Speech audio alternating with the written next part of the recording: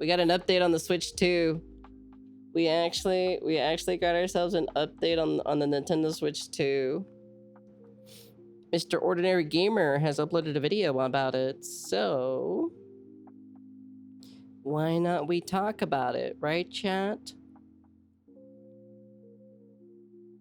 Hello, guys and gals, me Mutahar, and a lot of wives' boyfriends are out there picking up that Nintendo Switch 2, ladies and gentlemen, you know? Wait, is the Nintendo Switch 2 already out yet now? Coming out next week. It's about to be one of the biggest console drops of all time, all right? So, you know, I don't take it lightly. I do talk about video games. So, you know, Switch 2 is a pretty big deal. Now, am I excited for the Switch 2? No, not really, okay? Honestly, ever since I got the old Steam Deck, playing things like Battlefront 2 in the palm of my hands and not port begging is an entirely different life, okay? But yeah, actually, I would get the Switch 2 probably when Metroid Prime 4 comes out, when it comes out. We don't even have a release date at this point. You know, honestly, I was actually excited to pick one up just to get Cyberpunk 2077 because, you know what? The actual developers for that said the physical copy is the whole game. None of that game keycard stuff. But you know what? We have plenty of time to talk about it. So anyways, I saw that the Switch 2 was out at Target. People were showcasing these things in a cage. Now, before somebody wonders, but Muta, that would be a pretty nice way to rob? No. You don't want to rob these, okay? A, the take isn't that great. B, I'm pretty sure Target has the most insane levels of bloodhounds ready to track you down for anything like this. But let's say that you were dumb enough to steal a Nintendo Switch 2 before it actually released next week, and I would like to get a Steam Deck, or yeah, I think a Steam Deck, or like a Switch OLED at least. You went home and you powered it up. Well, Nintendo would be out there hunting you legally to take down any video that exists. Now, I have a frame of a Switch 2 box right here. I can't play the video more because the video gets taken down. Obviously, as you can imagine, Nintendo's legal ninjas are waiting to strike when the iron's hot. But we're not going to let him here, okay? We're not going to let it happen. Anyways, though, ladies and gentlemen, what happened with this release? Well, there was a lot of information that came out that apparently it needs an update. So the guy on YouTube, or one of the channels on YouTube that posted their early Switch 2, was asked, more video, please give us more video of this console. And the guy goes, Nintendo locked the Switch 2. It needs update to function. So I'm waiting for June 5th to unlock it. Now, this immediately freaked out the internet a little bit. What are you telling me? Nintendo is selling a $500 brickaroonie? You know, I almost thought that too. I was like, whoa, hold on a second. We're getting sold a brick of a system.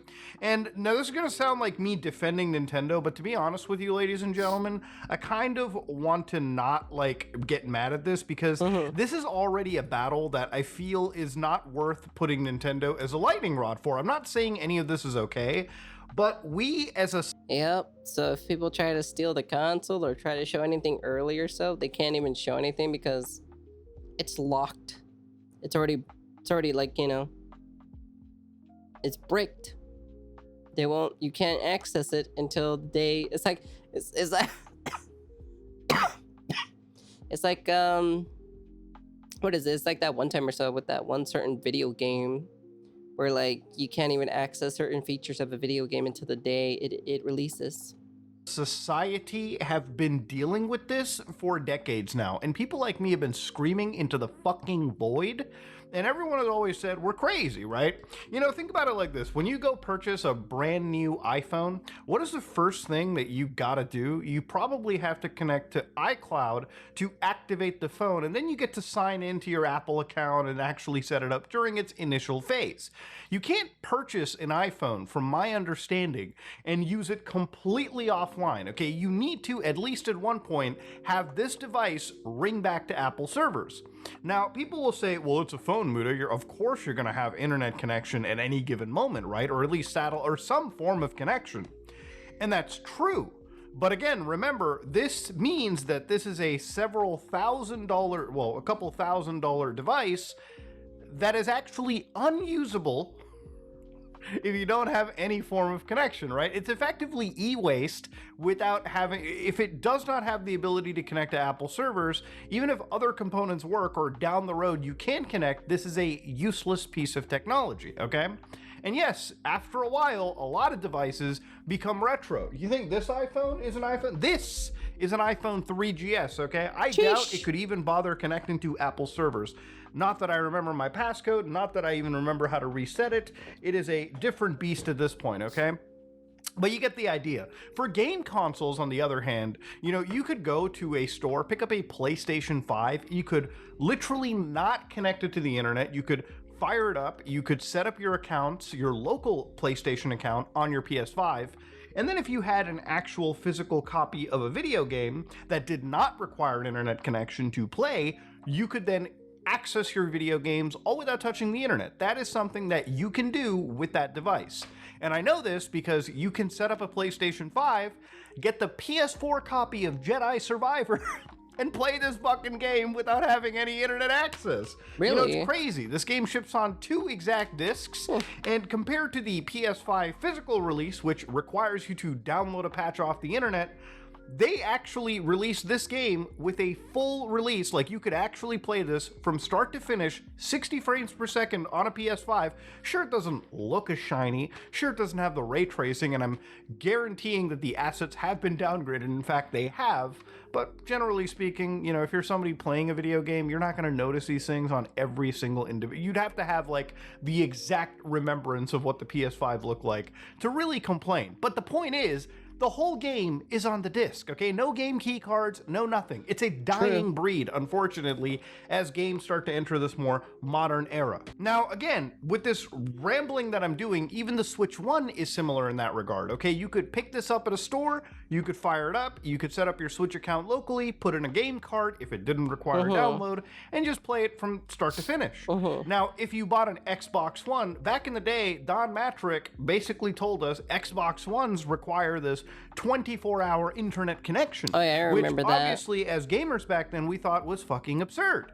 Now, again, remember, okay, this was back in the day, and it got normalized, right? Xbox backed away their 24-hour, like, requirement, but they still made it so that that entire console, since the Xbox One, requires you to download a system update when the game, when you pick it up, no matter what Xbox, okay? No matter how late into the lifespan. We're not talking about launch day Xboxes.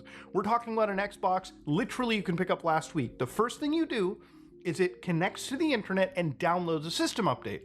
Then you have to connect to Microsoft services and log into their actual accounts. And that is a completely online tethered box. When you pick up an Xbox, as opposed to even a Switch 2, it's a fucking brick. Same with like Windows PCs. Unless you have an internet connection and a Microsoft account at the ready, you are effectively beholden to the internet to activate and run a piece of hardware you bought off of the store. And again, I don't want to rage at the Switch 2 for this because we've normalized this, and that doesn't make it okay.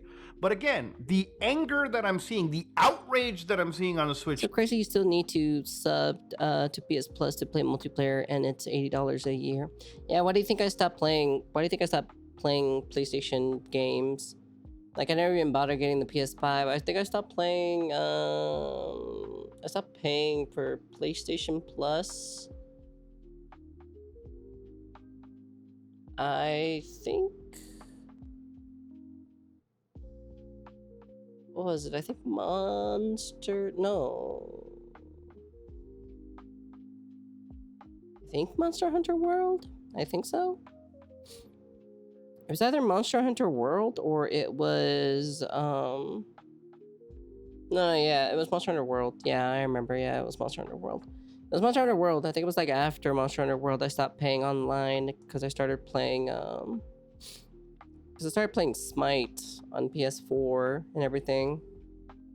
2 feels like it's outrage that is designed but it doesn't primarily require to just PSN get mad at Plus for Nintendo, it. maybe get a couple clicks out of it, and not really educate people on how bad things really are. If you feel that this is a problem, it's worth maybe not buying the product, okay? I'm not buying the product. Voting with your wallet. But generally speaking, I think because it's about to break records, probably doesn't even matter all that much. True. Anyways, the Switch 2 seems to require that update to function. So I wanted to look a little bit into this and see how true this actually was. And it turns out the Switch 2, from what I read, does not actually fucking require that you need the update. In fact, the Switch 2 seems to work pretty fine out of the box playing Switch 2 games. Now, if you want to see verified proof for yourself, there's a lot of videos floating around on the internet, and obviously I don't want to get my channel given a strike, but there's a lot of brave soldiers out there on YouTube. One account that has a goatee picture actually did walk people through the Nintendo Switch 2 setup and menu walkthrough. Of course, as you can see, I've already seen a chunk of this video. It was uploaded 1 hour ago. I'm pretty sure if I hit that fat refresh button, it's ooh, one of them already got taken down. Wait, they re-uploaded the video. Okay, so yeah, you can see that Nintendo ninjas are currently actively fighting the war zone here. Now, of course, I've seen the footage myself. Obviously, I'm not going to show it to you, but yes, the console can be set up without that internet connection. Now, they did not show a cartridge going into the system to prove, you know, if Switch 2 games work out of the box, but I imagine if the system is able to set up without a firmware update required, I'm sure it can handle a cartridge from the Switch 2. And I'm also entirely certain that given Nintendo's track history, the cartridges also contain the required firmware update that would be necessary to run them in the first place. So even if you were completely offline, it does seem as though you do have that offline support, right? Just personally speaking. Okay. But yeah, obviously, like most modern things, having an internet connection opens you up to so much more functionality. Of course, yeah, of course. That being said, this is about all I can show you. So for anybody that has no idea why the Switch 1 needs an update, well, it's because in order to run the Switch 1 games on the Switch 2, it needs to run them underneath a software emulator, okay? Meaning that it's not a full-ass emulator, but it's something where in order to run the Switch 1 games on a Switch 2, there needs to be some translation of instructions on the fly. Now, overall, according to Nintendo, as of April 24, 2025, with Nintendo games, almost every single fucking Nintendo game works with no issues found during basic testing. The only red in this situation is actually Nintendo's Labo Toy-Con. And the only reason it can't run is not because the software can't be emulated, it's just because you can't fit the Nintendo Switch into those cardboard VR goggles that Labo shipped with. The only other things that don't work are a lot of streaming services like Crunchyroll and Hulu. Oh now, when no, it comes to not general video Crunchyroll. games, 15,000 something games, there's maybe some that aren't compatible, some with issues during startup, and of course, the vast majority of them are very playable. There might be some issues, but it's very playable throughout. And again, that's a good thing. It means Nintendo has focused on preserving backwards compatibility. That's good. But why do you need an update to run Switch 1 stuff? It's probably because, if I had to hazard a guess, the actual release of that emulator pretty much took it until release day for Nintendo to get right. Which is why, when the day comes of the Nintendo Switch 2's release, they're probably going to want you to update the system so you can download the emulator, have it installed to the system package, have it installed to the system's firmware, and so then you can plug in your Switch 1 cartridges and play them underneath Nintendo's software emulator, right? That's literally the only reason why this actually makes some real sense. And it's one of the things that I wanted to do with demystifying it. I don't think it's evil what Nintendo is doing. I think it's actually quite good. Instead of making you download every single individual game like the Xbox backwards compatibility program, it does feel good that Nintendo is at least letting you use your actual cartridges alongside a software emulator to backwards compatibilize your video games. I think that's a good thing to do. I think ultimately that's a real big W from Nintendo's end. And I'm sure it took them all the way to the release point of the Switch. Remember, these things don't get made in a vacuum. Most likely these Switches got manufactured months ago, if anything, weeks ago.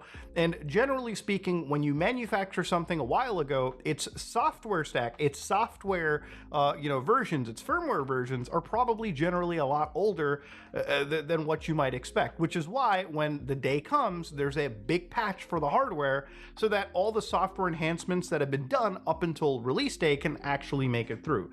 That's that's literally the one reason that it makes sense. Now, people have started to point out like things where Nintendo is immediately stopping to give a shit about like previous systems. Like, for instance, one of the things that came out like today was like the feature update for their emulators, right? So for instance, on the Switch 2, there is a feature called Rewind, where for these N64 games, if you make mistakes, right, for instance, you can rewind gameplay. Meaning that if you make that mistake, you can basically go back a few frames and basically retry your luck again. Now, this is something that is in some Switch games, like Super Nintendo stuff. I actually do it for like Link to the Past, because sometimes you make a mistake, you go back, it just makes the game easier.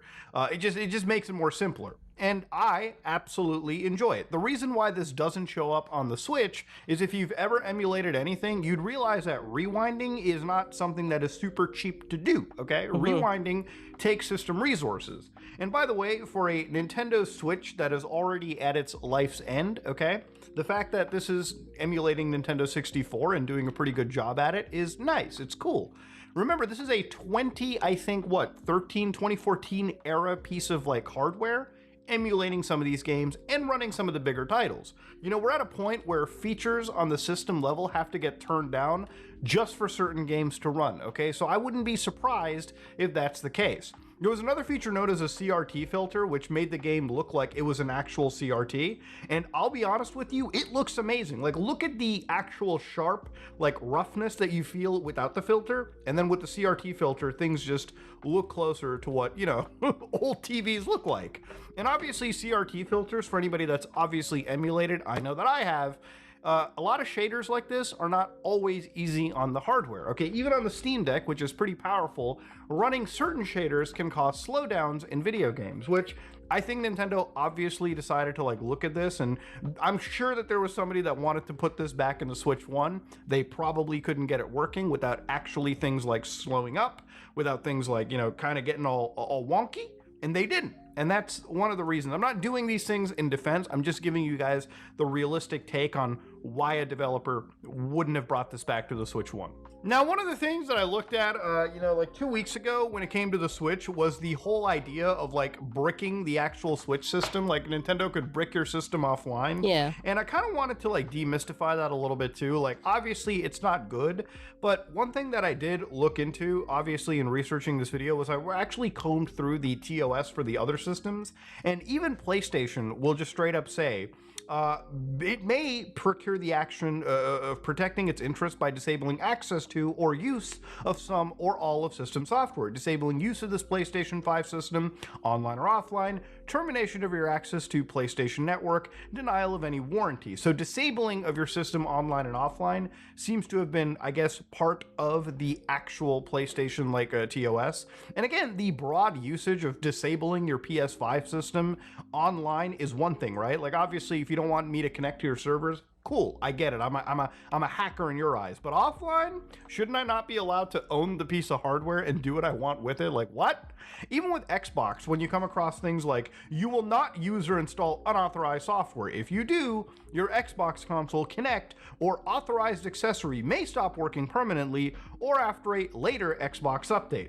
Now, this is a lot less scary because I think what Microsoft has done here is that they're like, hey, if you install a piece of software and in their mind it conflicts with an update somewhere, it could fuck up your system, all right? I don't think they're specifically saying we're gonna fuck up your system. But across all of these systems, it really does feel like we have less ownership of our hardware, which is one of the reasons why consoles like the Steam Deck have been so important because, you know, even though that Valve made this, ultimately the ownership is on our end because it's, again, first and foremost, a handheld PC. It's a personal computer. You decide what you want to do with this device as opposed to what Valve wants to do. And I think that itself is a very important metric to be putting down. But yeah, ladies and gentlemen, that's Switch 2. Whew, boy, oh boy, oh boy. There's been a lot of hoopla about it.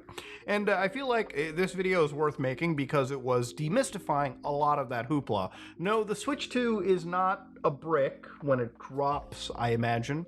It's a brick for certain features that are being in development up until the release date. Things like Switch 1 backwards compatibility, which obviously they're running through system software, and that is something that I'm sure they're still even ironing out as of like right now. Now, one of the questions that I guess gets asked is like, Muda, when are we going to be able to emulate the Switch 2? Now, given the fact that this is new Switch hardware specifically built for the system, I don't think we're going to be lucky with the original like RCM exploit that the original Switch 1 had. Yeah. For anybody that didn't know the original Switch, you could take off one of these Joy-Cons, stick a pin right here, and basically put this thing into, I guess, some form of a lockpick mode or recovery mode. What the fuck? And from that, you could launch arbitrary code, meaning that you could run custom firmwares. You could run anything you wanted. And Nintendo, because it was a hardware exploit, they couldn't really even patch it out. So I don't think the Switch 2 is going to have that. If it does, I wonder if that's the reason why they decided to create the Switch 2. I wonder if that's one of the reasons. Big if it does, then yeah, you could start to see something really wild occur. But I don't think Nintendo is willing to make that same mistake again, given how devastating it was for the actual original Switch. But ladies and gentlemen, let me know what you think in the comment section below. If you like what you saw, please like, comment, and subscribe. Dislike it if you dislike it. It's interesting that, like, you know, the consoles are like it's technically already bricked now, but you gotta wait until like the release date in order for it to like work, basically. Damn. I don't know. That's crazy in my personal opinion to hear that.